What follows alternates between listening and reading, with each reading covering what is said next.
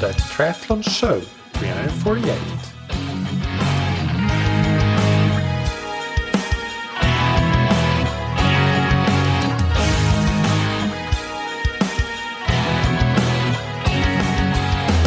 Hey, what's up everybody, and welcome back to another episode of That Triathlon Show, the podcast presented by scientifictriathlon.com.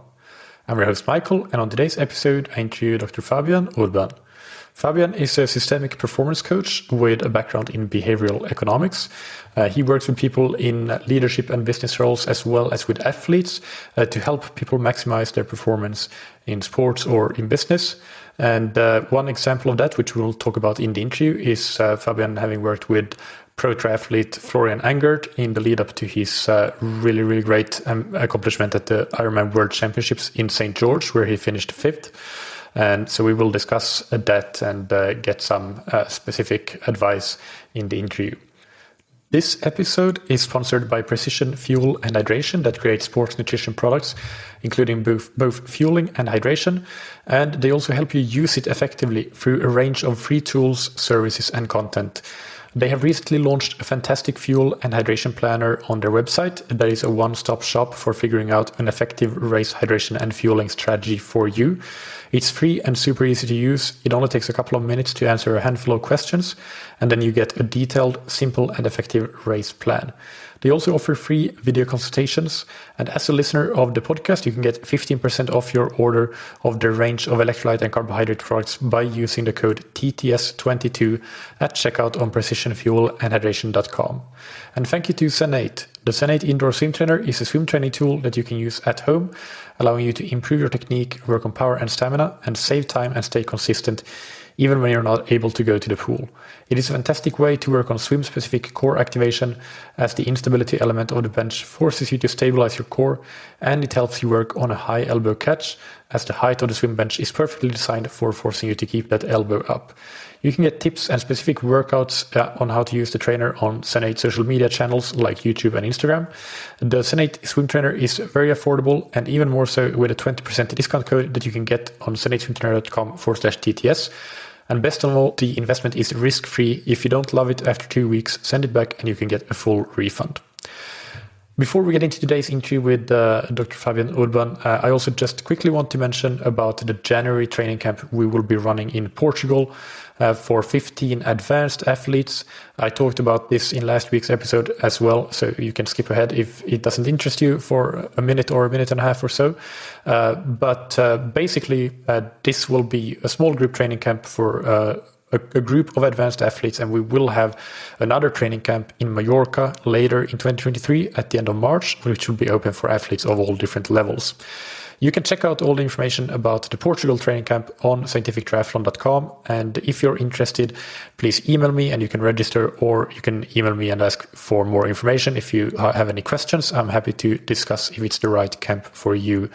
Please note that we only have a handful of slots left at the moment of recording this, so don't lose any time if you want to sign up for it. And just finally, if you have never heard of the Algarve in the south of Portugal as a cycling destination, it's not surprising because it's not one of those places that is talked about a lot, like Mallorca, but it is truly a hidden gem. It is absolutely amazing for cycling. I've spent a lot of time there, and I absolutely love it. And it will be a treat for you if you decide to come to the camp. So yeah, that's the camp. Hope to see many of you there. And now, without any further ado, let's get into the interview with Fabian Urban. Welcome to That Triathlon Show, Fabian. How are you doing? Hey, thanks, Mika. I'm doing well, thank you. Can you start by just giving us an introduction? Tell us who you are and what you're doing and how your work is related to triathlon.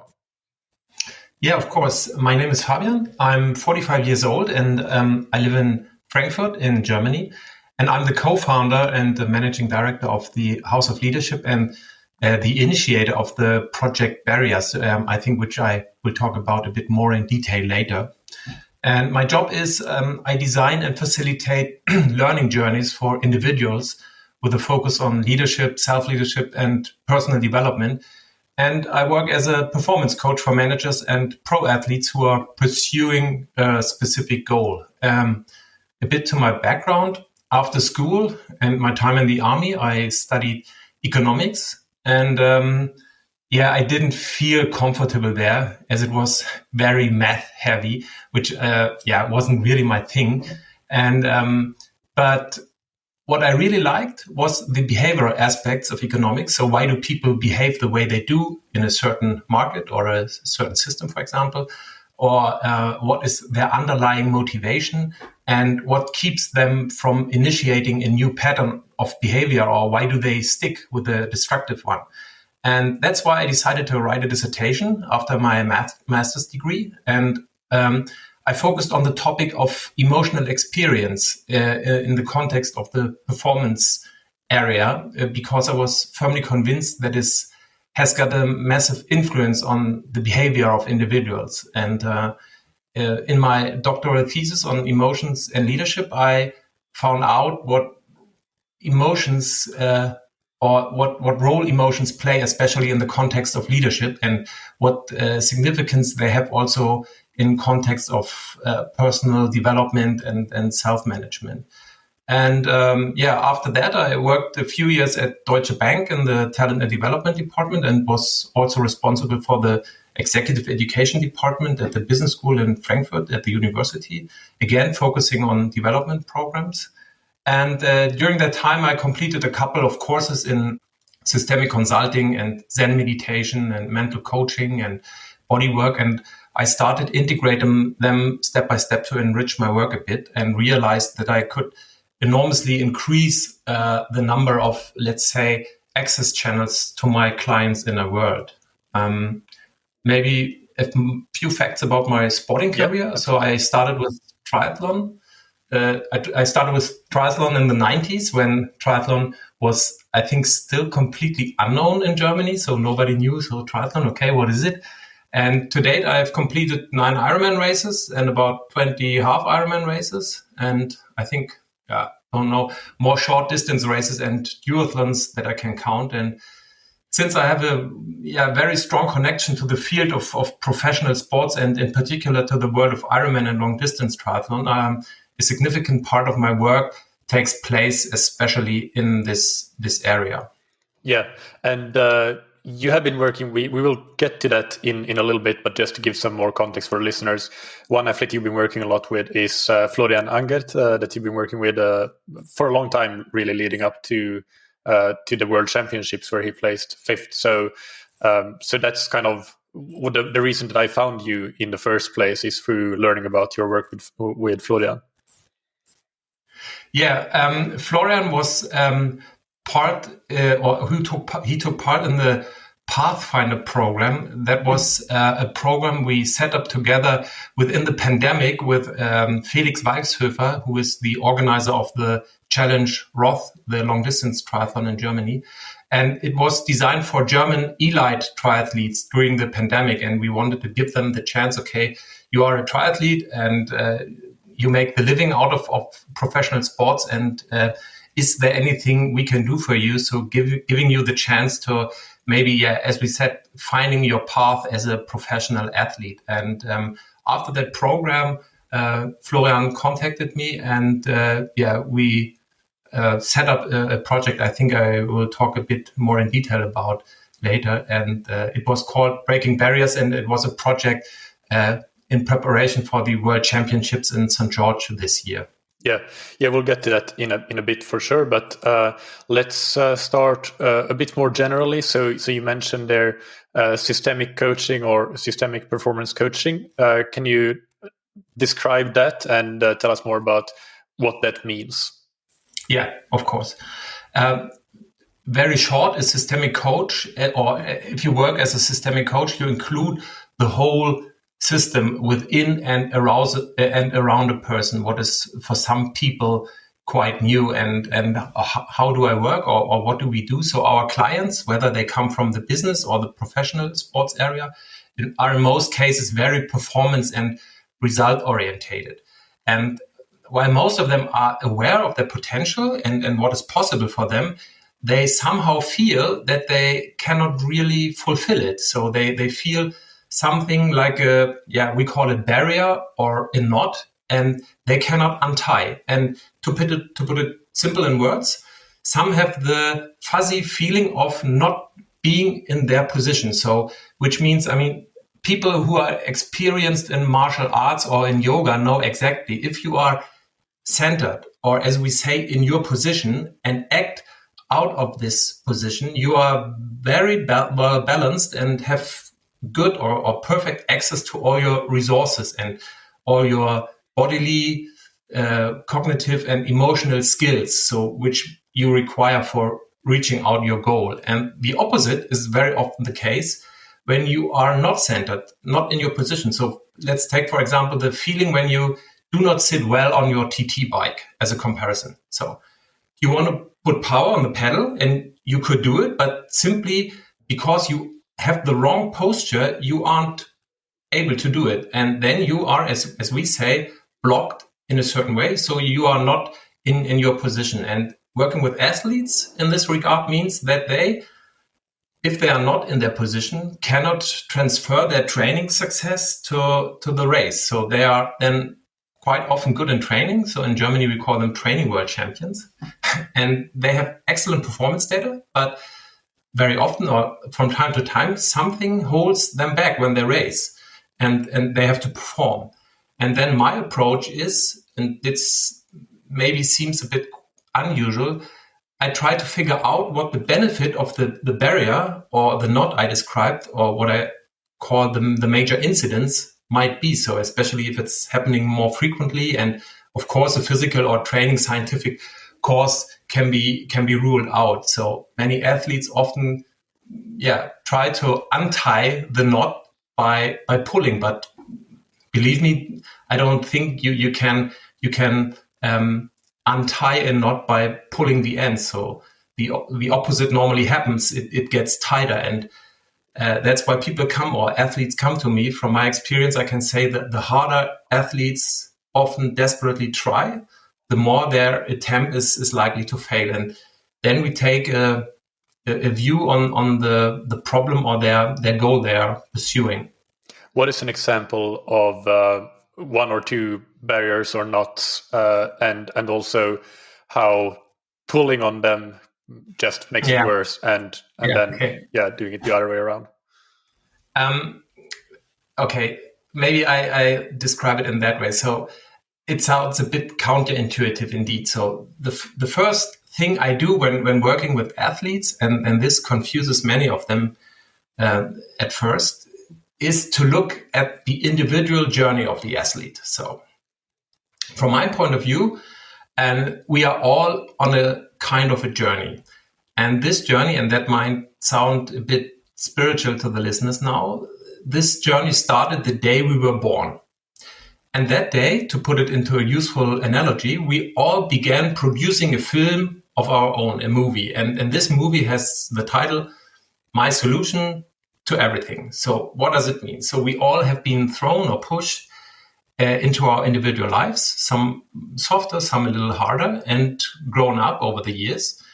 And from childhood on, we had to learn things. So we were constantly confronted with challenges and problems. We had to make decisions and create solutions. And at school, we were judged and evaluated all the time. We were given grades, and we were told how to behave in order to be rewarded or to avoid punishment.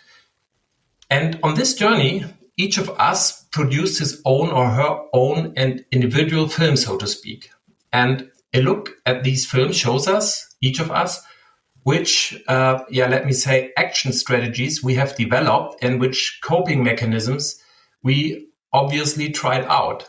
And the problem or the thing is, this making of the film influenced us in a certain way, as it led to attitudes, to ways of thinking, to beliefs. And while some of the ways of thinking were quite useful at a point of time, many may have lost their purpose. So others, however, have been totally forgotten. For example, look at things in your youth that you did very well, and yeah, I guarantee you will be impressed by yourself. So maybe you were pretty brave or simply believed in yourself, not thinking about failure, just the experience. And this is the way we or I use in coaching. And in the end, it doesn't matter what kind of film you as an athlete has produced so far.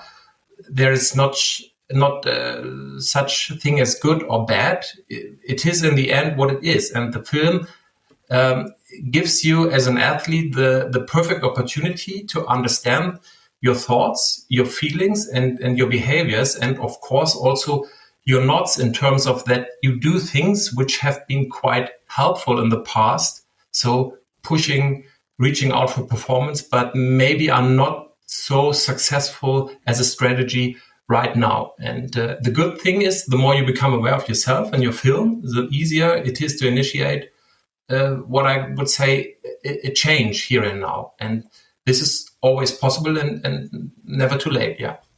So is that kind of step one, just getting to know yourself a bit better and being aware of yourself in the present and in the past as well? Yeah. So, I mean, know yourself. Okay, I do. So it sounds quite easy, and in the end, it takes quite a long time. And I think it's a never-ending process. The problem is that, of course, we are all very often wish for a quick solution if we have a long-lasting problem. So and then we like to reach out for a certain behavior pattern which we try to put on like a Superman costume. So okay, I have a problem, give me the solution. But my philosophy as a coach is that it is hardly useful and it doesn't last. So what do I instead is more from a systemic way. So meaning including all the elements in your system and all the elements around you, and above all that. And I take an appreciative approach in which I consider the elements that my clients often are not really aware of, and therefore they do not pay much attention on it so far. Okay, so can you give two examples, maybe one from the triathlon world and one from the business world or leadership world, of a knot and how you would solve it in, or how you have solved it in those particular examples, and of course, if any relevant information about the environment and the background that we need to know as well. So just to get some examples and understand this a bit better. Yeah. So I think. Yeah, let me maybe go back to the movie analogy. So over time, we have all found what I call purposeful solutions as a business person, but also as a triathlete. So we all faced challenges, and each of us found their own or unique solution. So in terms of, for example, we were rejected, or we failed, or we had to drop out of a race, or something happened in our life. And of course, there were positive events, which we also use in the coaching process. But from my experience, especially the very challenging events led us to get creative. And in this way, we find a mental and an emotional solution. And we develop, for example, a specific attitude. So let me give you the example. So, for example, don't trust people. So if you were cheated, you for yourself establish the mindset, don't trust people. Or if you want to be appreciated by others, you have to give 100%. For example, if you, as a child, had the interpretation of being unloved as a reason for your individual underperformance. And these knots or these barriers, they come up over time because things you found useful or which have been useful over time are not useful right now. And in that context, emotions come in, which play a very big role in our lives, and they pave the way to things like attitudes and mindsets in the long run. And that's why we take a serious look at them. So not only what do you think, but what do you feel and what do you felt over time? And they act as a kind of inner mirror and inform you about what is important and what not. Okay. And can we then maybe discuss the work that you did with Florian? If you can walk us through that process a bit, that I think would be really interesting to hear about, and would also highlight some specific aspects of your systemic coaching in terms of triathlon and how it can help triathlon performance. Yeah, okay. Professional athletes often have the problem that they cannot put their full performance on the road on race day. And I mean, we are talking about maybe 3 to 5%, but the effect can be huge, as it mean in the end place 10 instead of podium. And in this case, the question is, what set the limit? What was the barrier, or what was the not, and why? When Florian contacted me after the program Pathfinder, we immediately teamed up with Philipp Seib, who is his trainer. And I already knew Philipp, as we had been working for quite a long time. And then we created the project so-called Breaking Barriers as a team of 3, and we wanted to underpin our goal setting. And Philipp, he is a very innovative trainer, and he is really aware of the mental and emotional skills as crucial resources. So he was open to work with people like me, and Florian also knew me. And so we teamed up as 3. And in the initial phase, we still had, a really vague goal. So the goal was Florian's full potential should be released at race day. And in addition to that, we wanted to give him the ability not to use his physical abilities to 100%, but we also wanted to give him the mental foundation so that he would be able, to perform at his best at any time and in any situation during the race. So not only in a good situation, but also in a bad situation. And of course, Philipp's work took most of the project. So he was responsible for the complete training control and the addition of a whole range of methods and techniques. And my role then consisted of ensuring that the developed capacity could be used to 100% on day X. And it was very important for us as a secondary condition that Florian's way of organizing, of shaping, also leading the race in St. George should be in harmony with his personality and his identity as an athlete. And what does it mean and why it is so important? So when athletes are looking for excellence, they are often tempted to use, I would call them ready-made schemes or predefined templates as a kind of tested accelerator. So in the business sector, that there are existing best-in-class case studies. So the message is copy it and you will be successful. And from my experience, this approach is rarely promising, and often it even reduces performance because you cannot copy attitudes and strategy, especially if you take into account that an attitude is the result of emotional processes. And so you cannot copy this from other people who have developed it and improved it over years and decades. And so the first thing we did in the project was to define the mission of Florian. And the mission is a kind of an interplay of your past. So according to the movie, so what is my movie I produced so far, and what is my desired future? So, and this was the first thing we did. And what? So can you explain that a bit more? The mission, mission aspect. Yeah. So, I like the analogy, and maybe it is easier for the listener to understand. So, an athlete's mission is a kind of an interplay of your past and your future. So according to this picture, so you have the past, the movie, which you produced so far, and this is the current version. And this one has to be, I would say, harnessed, which means that we, or I, with the coachee together, we try to use and reformulate the patterns and the strategies that are useful but also limiting, and we take them out of the film. So what went well, what were your strengths, what were successful in your past, and then of course there are limiting attitudes and limiting beliefs, and then I would say there is the possibility to make a remake of the film or a sequel, and that is the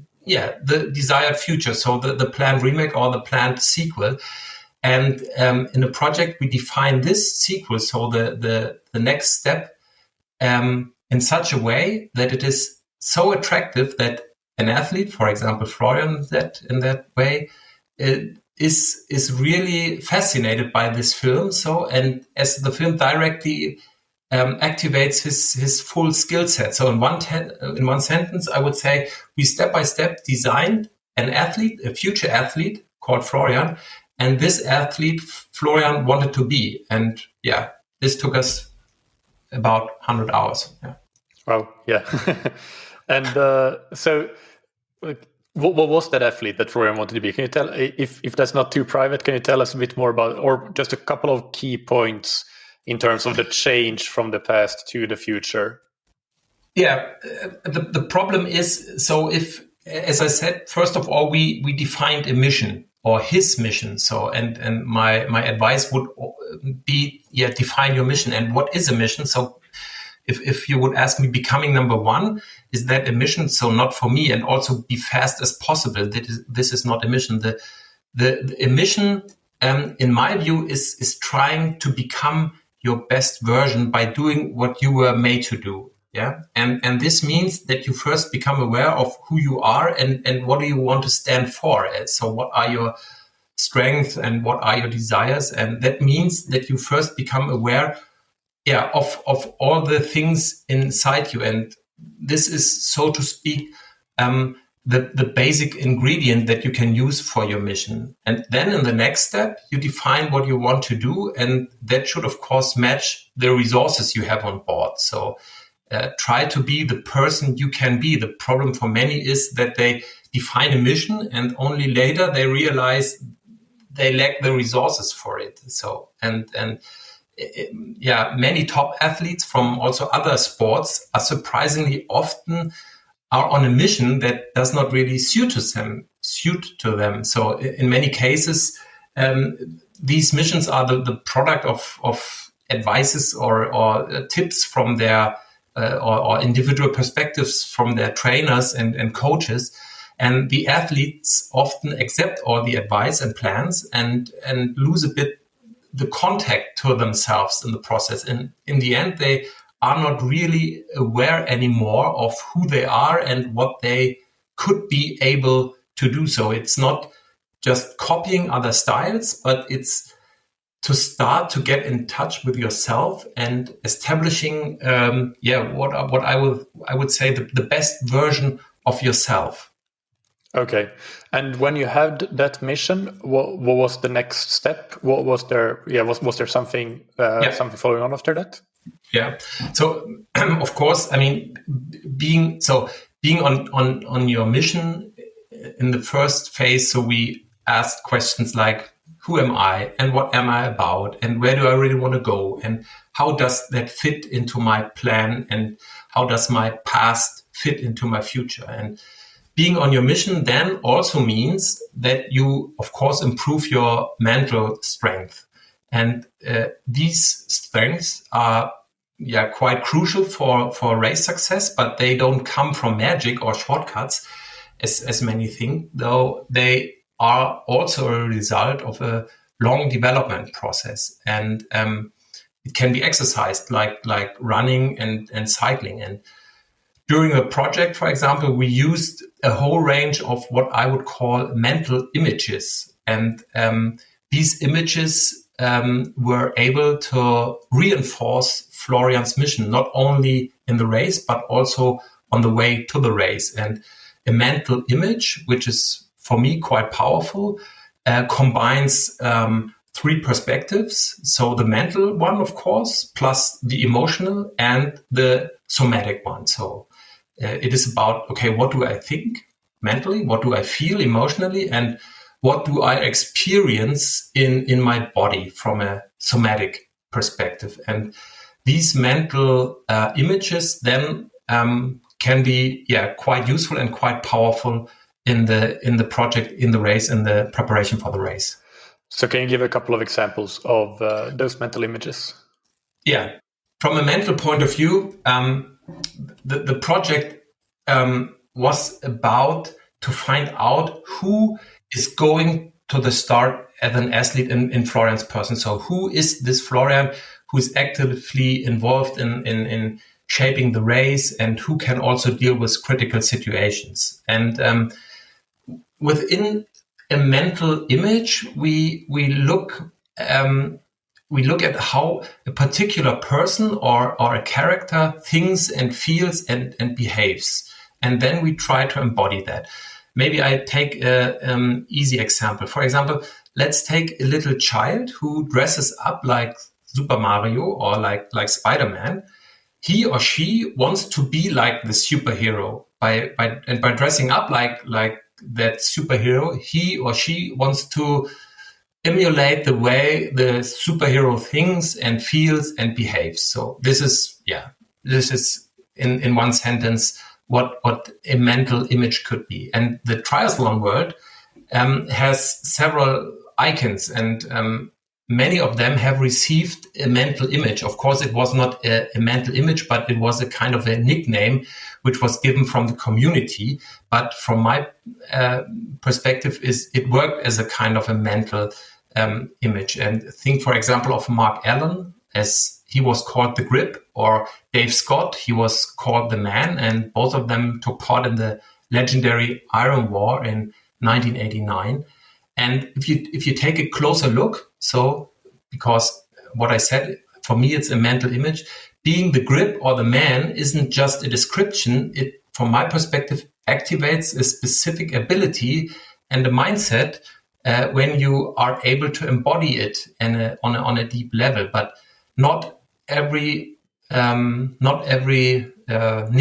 or mental image is really useful. So, for example, there was a German guy in the 90s, Dirk Aschmonite, and at that time, races in the men's division were allowed to make topless. So he was called German Rambo because he was really fast forward.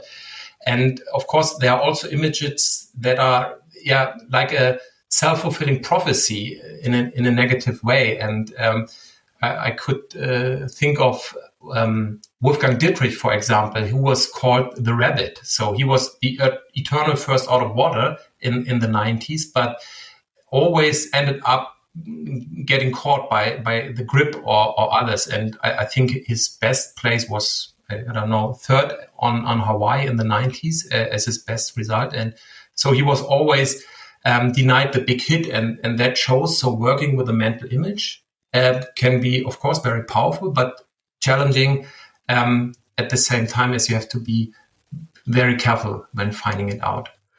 So if you don't have a nickname given to you by the community, it's more about, for example, thinking about how you want to think, feel, and behave in different situations in the race. For example, in the swim, you have a certain image, and on the bike, in Florian's race plan, maybe he had the plan of getting up into the lead group, and then he had a mental image for what it would look like when he's out on the bike in a small group working together. Is that kind of what you're describing? I can, if you like, I can give you a couple of examples for a mental image. So we tried in the preparation phase a lot of mental imagery to give Florian, as I said, the ability to be able to adapt to racing situations. And the goal was to embody these images. What means, so how do this person thinks, how do this person feels, and how do this person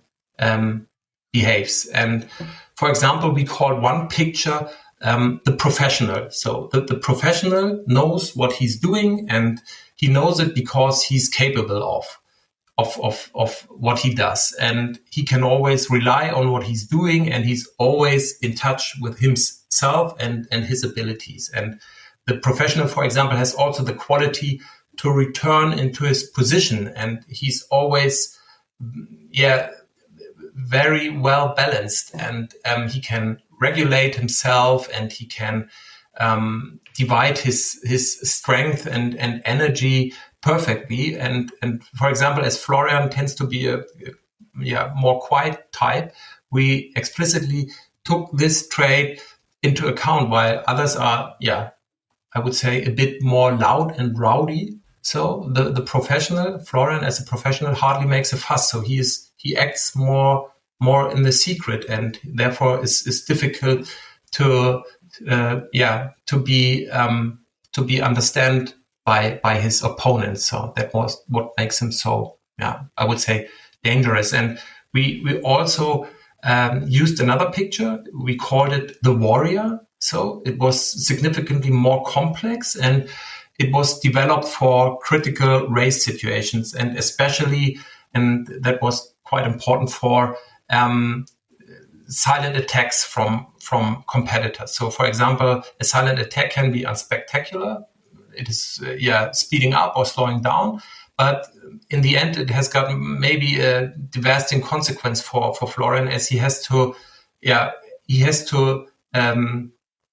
find a new strategy. So he's maybe forced to change his strategy, and that would lead to a mental imbalance. And that's why we took quite a while to set up this picture. And we also took some help from a colleague of mine who's well versed in Aikido, and to find a possibility to give Florian the picture of a warrior in the race.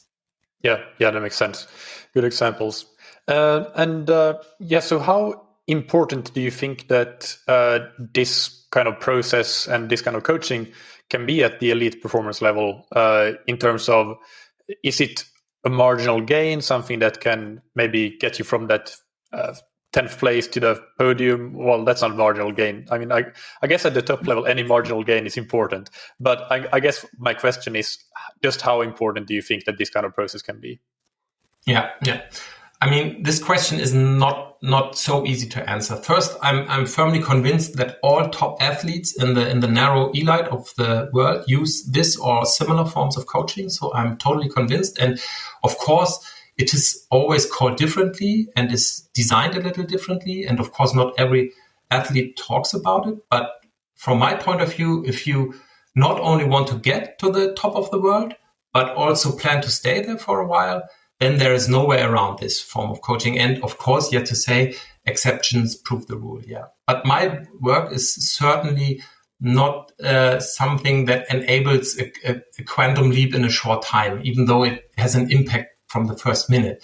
But athletes become, and that's maybe more important, more aware of who they are. They become more sensitive. They become more, or they get more into their feelings. And at the same time, they develop a more complete picture of themselves and their mission. And this gives them a sense of security, I would say, in an equal measure. And it makes them definitely mentally stronger in the end, because they feel good in what they do, and they are, so to speak, in their position. Yeah. And what about for amateur athletes? Can this be relevant also if your goal is, for example, simply setting a new PB in a triathlon, or breaking some nice round number, like breaking 12 hours for the Ironman for the first time, or 5 hours for the half Ironman for the first time? Is it still relevant? Of course. I mean, professionals operate at an extremely high level, but this is their job. And of course, you cannot reach out to the achievements if you have a full-time job. But for me, it doesn't matter. However, an age grouper has got his own goals, and they are as demanding and involving and you have the same hurdles and the same barriers as a professional who wants to become a world champion. And from my perspective, I believe it is important that you are in your position at all times, no matter what you do. So it's important that you know who you are and that you know your qualities and that you treat yourself in a good way, no matter what your goals are or what you are pursuing. And there's a little story. So a man sees another man who is about to cut down trees with a blunt axe, and he stops and says to him, "Sharpen your axe, then you can work faster." And the other guy replies, "I don't have time. I have to cut down trees." Yeah, and I often have this image when I talk to age group athletes who are very ambitious. So they all have a coach, and of course it's a good idea, and they have very precise plans, and they are very focused, and lots of data they work with, and they know everything. But if you ask them about a bit about themselves, so what is your mission or why are you doing this, they usually don't have a clear answer. And from my point of view, many seem to me really stressed and find sometimes the sport even as a burden. And at that point, I think it doesn't make it easier if you want to achieve a goal, you know? Yeah, no, absolutely. That makes some sense. And if we can give some tips for listeners on maybe just a couple of I don't know, questions or tips to get started on finding their mission and finding their right position and all these things that we've been discussing, what would be a couple of good tips that you could give people that they can start with and get some initial benefits? Yeah. So a main part in the project Breaking Barriers with Florian was to formulate his mission, so define his mission. And I think anyone can start with that right away. So in best case, you have someone, so your trainer or your wife or your husband with whom you do this together, so that you can get some feedback. And a few basic questions are quite easy to answer in this context, and everyone will notice, okay, that's just dealing with me and my mission. Yeah. So what am I doing this sport for, especially the triathlon? So what am I about? And am I trying to impress others, or do I want to do something for myself? So do I love to torture myself, or do I just do it because I enjoy moving? And I think it is quite important to answer these questions honestly and especially non-judgmental. So I remember a guy who in a coaching process said to me, "Fabian, it's important for me that I get a reward for everything I do and an award in best case. So just put a medal on my head and I'm happy." Yeah. And then I had a female executive who ran a marathon in, I think, don't know exactly, 3:45, super relaxed with extreme little training. And she didn't even pick up the medal at the finish line. It was a big marathon because it didn't matter to her. So the question would be, so who did it right? And my answer would be, both are correct. So it's not about giving the correct answer. So it's about discovering your own motivation and then maybe working with that. So finding out, why do I do triathlon and why do I really do that? And what is my overall goal, which I would like to achieve? Yeah, that's great. And I think, I don't know if this is exactly relevant, but I think that brought something to memory for me, which is that quite often we look at how a certain very successful athlete behaves and what they're like. A good example might be Michael Jordan, when that Netflix documentary came out a couple of years ago or 1 year ago, I can't remember. People looked at his mentality and how he behaved and how he was very intense with and demanding, and you start to see people saying that this is the key to athletic success. But of course, you can just as easily find an example of somebody who is super chill but equally successful. And So I think it's a bit of a red herring when we start to look at what individual people are doing, because there's very obvious examples from all people that are doing it in very different ways, but achieve equally great success. So as you say, I think that starting with yourself and getting self-awareness, I guess, is one key takeaway for me, at least from our conversation so far. Yeah, and for me, it's and I always say it to not only athletes but also business people. So it is quite good if you know what makes you tick. So how do you think, and what do you think, and what do you do all the day, and that's why. And maybe this is another tip I can give to all the listeners. So start writing a daily journal. So at the end of the day, or at the end of a training session, for example, take yourself just a few minutes and write down, what did I think? So what thoughts and considerations came into my mind? So what did I feel? What emotions came up? So I was angry, I was sad, I was happy. And what did I experience in my body? So did I feel tensed, or did I have a feeling of pressure somewhere? And Florian has been doing this journal also for quite a long time, and he sent over to me the pages every day, and we talked about it the next day. And we did it because it shows you how you tick. So you realize, okay, this is a pattern. So you recognize this is a thing I always think about, and this is obviously a feeling I very often feel, and realizing that you can continue to work with. Yeah, that's great. And can you give a personal example? As you said, you're a triathlete yourself. What are some things that you do to when you're working towards triathlon goal?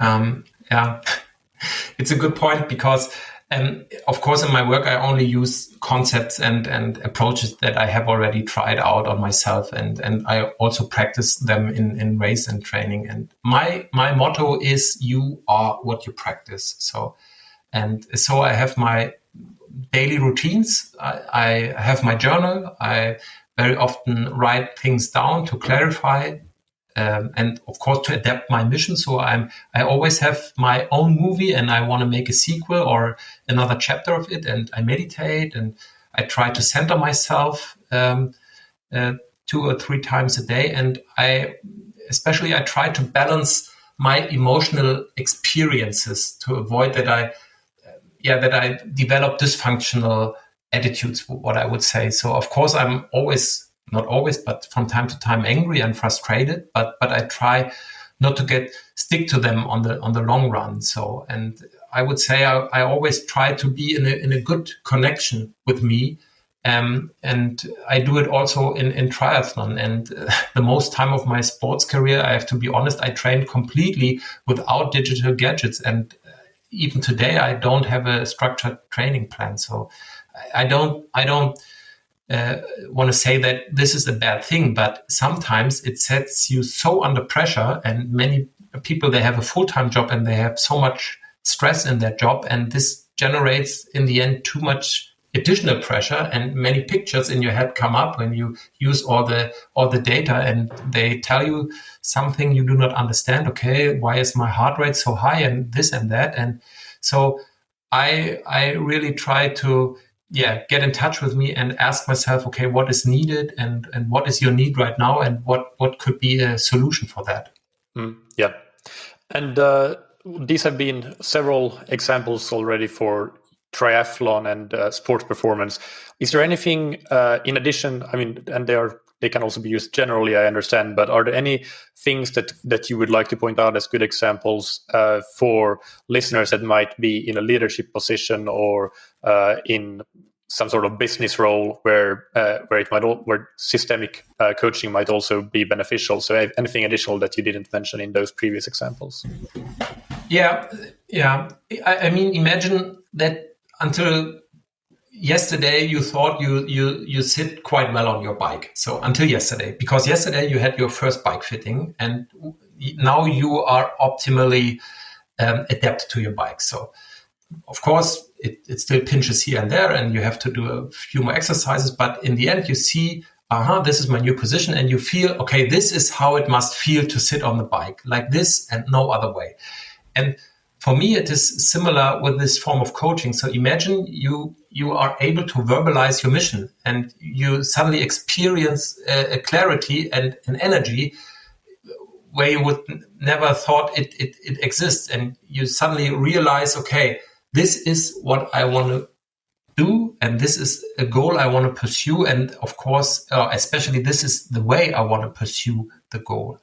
And that's why I would say in the end, you can take much better care of yourself on many levels, because you pay better attention to your needs, for example. And of course, it makes also things in the business life easier, because maybe you lead your team in another way, or you work together with your colleagues in another way, or you solve conflicts in another way. And in my opinion, it's worth it. Yep. And do you have any other piece of advice or final take-home messages before we get into the rapid-fire questions? So for me, I mean, so take it easy. Maybe it's not the right advice, but what I heard very often when I talk to athletes is when they finished a long distance race. So they said to me, so I defeated myself. So, and this is really interesting, because I hear that quite often, that people talk to me in that way. So I defeated myself, finishing an Ironman or finishing a marathon. And I always ask myself, okay, if you defeat yourself, so of course somebody has won, but there's a loser, and obviously the loser is part of yourself. So for me, this is not really an appreciative approach to deal with yourself, So that's why I would like to invite people to be more appreciative with their their goals, and especially their way to reach those goals. And of course, there are knots and barriers, but you cannot break the barriers with a crowbar, but you can break it very smoothly when you accept that the barrier, of course, has a background. So the behavior in the past was good. You took care of yourself by establishing this attitude or this mindset. So it is not about going against yourself, but it is a bit more about going in alliance. So going in resonance with yourself. Okay. Yep. So let's move into the rapid fire questions. So take just one sentence to answer each of these. And the first one is, what is your favorite book or resource related to endurance sports, or really to systemic coaching or anything? Okay. That's what I would like to add. So I'm not a trainer or a physiotherapist, but an interesting book is Embodied Coaching. So it's written by Richard Strozzi. It's, I think, also it is in English available, definitely. And a German book, it's called a Leadership. It has got an English title, but it is written in German. It's called Leadership by Personality, and this is quite interesting. The first one was Embodied Coaching. Embodied Coaching, and Richard Strozzi, and the second one was Leadership by Personality, and it deals a lot with self-leadership and self-development. Just writing it down so I can put it in the show notes. And what's an important habit that you have benefited from athletically, professionally, or personally? Okay, maybe it sounds a bit pathetic, but it's humility in terms of being humble, I think. So especially in times of the crisis and the pandemic and the Ukrainian war. So I realized nothing is for granted. And in addition to that, I think we as triathletes are not entitled to anything. So even though we assume that from time to time we want to train hard and have the adequate outcome. So maybe it's humility. And who's somebody that you look up to or that has inspired you? Oh, to be honest, I could always do only a very little with this idle thing. So I like the idea that you yourself in 10 years or 15 years from now can function as your so-called own idol. And that's why I really like the type of work I do with my clients, but also for myself. Well, that's a very good answer, I think. And finally, Fabian, where can people find out you and learn more about your work and so on? Tell us a bit more. Yeah. So of course we have a web page. It's called houseofleadership.de. It's unfortunately only in German, and as a result of the project with Florian, we will set up a program for together with Florian, with Philipp Seib and his company Kick-Ass. We will set up a project called Breaking Barriers, and you will find information on breakingbarriers.pro. But in the first round, I think it will be only for German-speaking people, as we have also physical sessions in Germany. But the best idea is connecting me via LinkedIn or via Insta. So I'm not a real Insta guy, but you can contact me via LinkedIn. That's a good idea. Or you can send me an email. And for those who would like to do that, I can send them maybe a template, a small template where they can find some hints how to initiate their own work. Yeah. Great. Yeah. So we'll put your email in the show notes then as well, and people can find it there. Yeah, I will give it to you. Okay. Perfect. Thank you so much, Fabian. It's been very interesting to talk to you, and looking forward to chatting to you again in the future. Yeah. Thank you so much, Michael. Thank you. Thank you very much. I hope that you enjoyed that interview. As always, you can find the show notes on scientifictriathlon.com with links to Fabian's profiles, social media profiles and websites, as well as his email will be found there as he suggested. You can email him. And some book recommendations, related episodes, including my interview with Philipp Seib, and a couple of sports psychology episodes that I would highly recommend you listen to if that topic interests you, including one with Dr. Simon Marshall and Leslie Patterson, and another one with Dr. Joanne Delcotter. Next Monday, I interview Dr. Andy Renfrey, who is an exercise physiologist, and we will talk about training methods, applying sports science in practice. Running in particular is his forte, and we'll talk a lot about pacing, which is a topic that he has investigated a lot and done a lot of research in. So that's an interesting special topic that we dive into in great detail.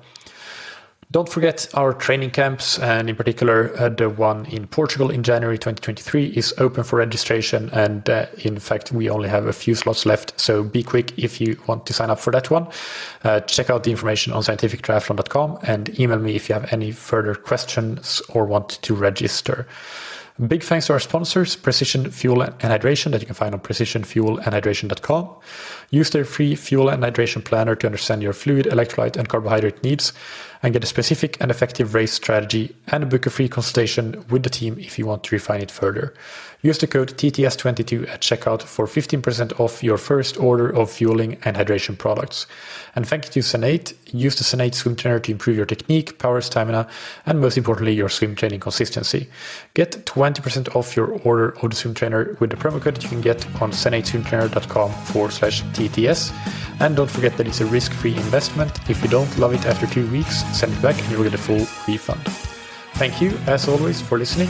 Keep training smart and keep loving triathlon.